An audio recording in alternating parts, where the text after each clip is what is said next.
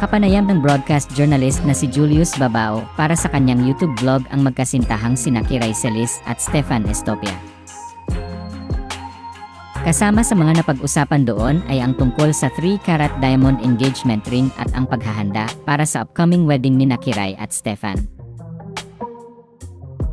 Sa naturang panayam, ibinahagi ng aktres na ang dahilan kung bakit hindi matuloy-tuloy ang pagyaya ni Stefan sa kanya na magpakasal dahil sinabihan niya ito na ang minimum na halaga ng engagement ring ay 1,000,000 piso. Paliwanag ni Kiray, may bebenta niya ang singsing na yon kung sakaling mangangailangan sila ng pera in case of emergency.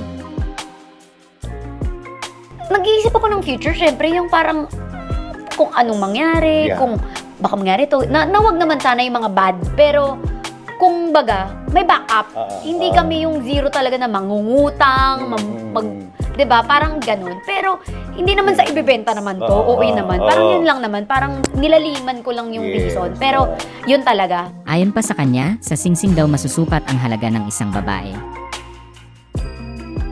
Inilahad ng aktres sa naturang panayam na hindi raw niya inakalang marami ang kailangang asikasuhin para sa kasal nila ng kanyang fiancé.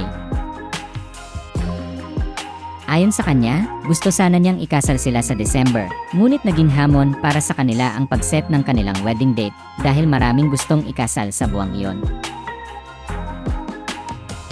Pero ayon sa dating child star, itutuloy pa rin ngayong taon ang kanilang kasal na gaganapin sa Manila para hindi na kailangang bumiyahe pa ng malayo ang kanilang mga bisita. Dagdag pa niya, may napili na raw siyang primary at secondary sponsors para na nalalapit na kasalan at pina-finalize na rin niya ang kanyang listahan ng godparents at bridesmaids niya. Kasunod nito ay sinabi ni Kiray na very intimate ang magiging kasal nila ni Stefan at ayaw raw niya ng star-studded na wedding. Actually, inuna ko pa nga yung mga ninong, ninang, bridesmaid ko, ganyan. Kasi sinicure ko na lalo na very intimate lang to.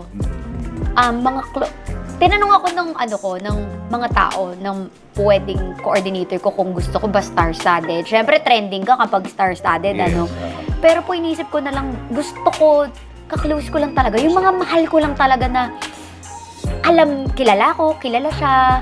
Para masarap lang yung hindi yung kailangang may asikasuhin ka. Parang, lang talaga, sobrang close tropa-tropa lang talaga yung nandun. Matatanda ang inanunsyo ng dating child star sa Instagram noong April 2025 na engaged na siya sa kanyang fiancé.